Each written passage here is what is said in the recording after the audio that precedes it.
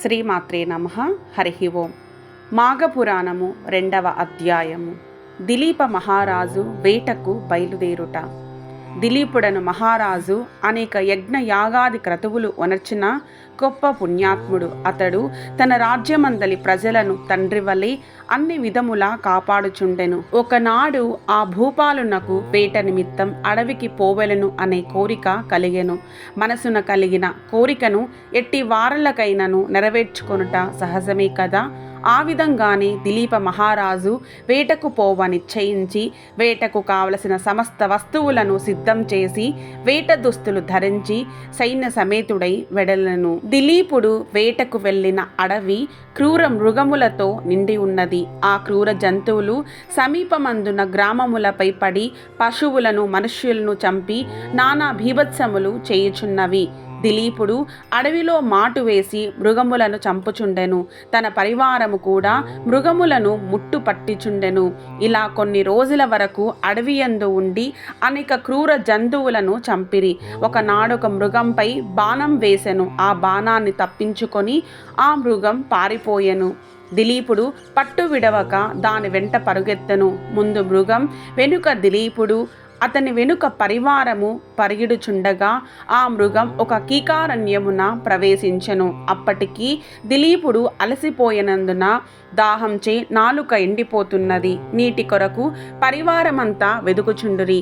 అదృష్టం కొలది ఆ సమీపంలో ఒక సరస్సు కనిపించినది. దానిని చూసి సంతోషపడి దిలీపుడు సరస్సును సమీపించెను. ఆ సరస్సు అంతులేని తామర పువ్వులతో నిండి అతి మనోహరముగా ఉండెను. దిలీపుడు అతని పరివారము తృప్తి తీరా నీరు త్రాగిరి. గట్టుపైన ఉన్న వటవృక్షం కింద అలసట తీర్చుకొనుచుండగా దిలీపుడు వేటలో చెల్లాచెదురుగా తరిమివేసిన పులులు, సింహాలు, అడవి పందులు మొదలగు జంతువులు కూడా ఆ సరస్సు వద్దకే వచ్చి చేరినవి. దిలీపుడు అతని పరివారము వాటిని చూసి గురిపెట్టి బాణములను వేసి చంపిరి. దిలీపుడు సంతోషించి వాటి చర్మాలను ఒలిపించి తన నగరమునకు బయలుదేరి వెళ్ళిపోవుచుండెను. అటులా ఇంటి ముఖం పెట్టి వెళ్ళుచున్న సమయమున మార్గమందు ఒక సద్బ్రాహ్మణుడు ఎదురయ్యెను. ఆ బ్రాహ్మణుడు బ్రహ్మ తేజస్సు కలిగి ప్రకాశించుచుండెను. ఆ విప్రుని చూడగానే దిలీపుడు ఆగి నమస్కరించి చేతులు జోడించి నిలబడి ఉండెను. ఆ బ్రాహ్మణుడు క్షణమాగి ఆ రాజును చూసి ఇతని ముఖవర్చస్సు చూడగా గుణవంతుని వలె ఉన్నాడు.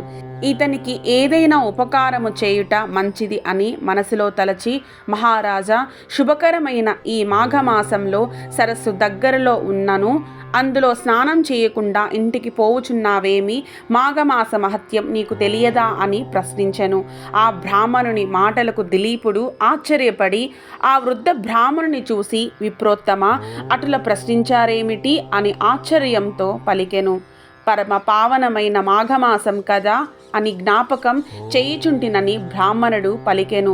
చిత్తము స్వామి, నాకు గుర్తులేదు. రాజప్రసాదముననున్న పురోహితులు చెప్పియుందురు.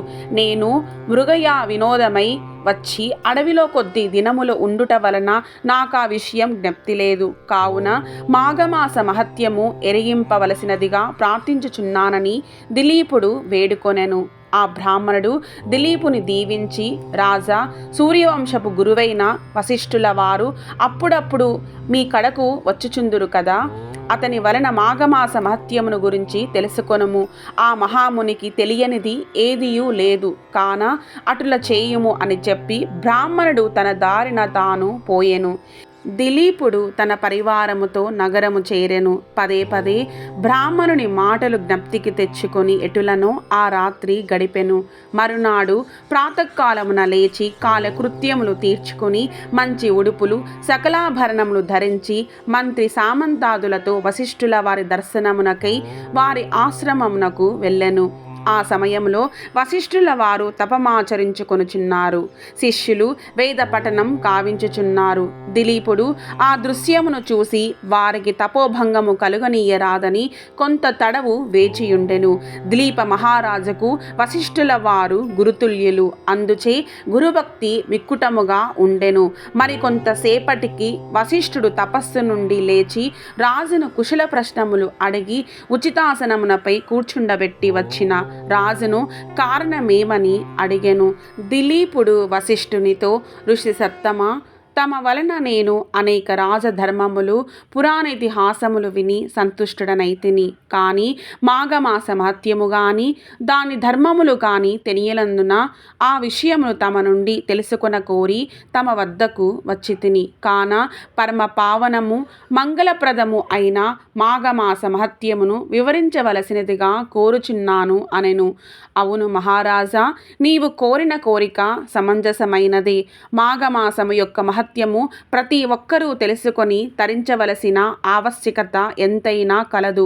మాఘమాసము యొక్క మహత్యమును వర్ణింప నాకు కూడా శక్యము కాదు. ఇతర దినములలో చేయు క్రతువులు గాని యాగమములు కాని ఇవ్వనంత ఫలము కేవలము మాఘమాసములో చేయు నది స్నానము వలన గొప్ప ఫలము కలుగును. అటువంటి ఫలము ఇచ్చు మాఘమాసము అన్ని విధముల శుభప్రదమైనది. కాన ఈ మాఘమాసమునందు చేయు నది స్నానము వలన మనుజుడు పుణ్యాత్ముడు అగుచున్నాడు. అంతియే కాదు, మాఘము అన్ని విధాల పుణ్యప్రదమైనది. అంతేకాక పుణ్యకార్యము వలన స్వర్గలోక ప్రాప్తి తాత్కాలికంగా కలుగును. కానీ మాఘమాసంలో సంపాదించిన ఫలము వలన శాశ్వత స్వర్గలోక ప్రాప్తి కలుగును. ఇంతకన్నా మహత్తు గలది మరొకటి లేదు. మాఘ పురాణము 2వ అధ్యాయము సంపూర్ణము.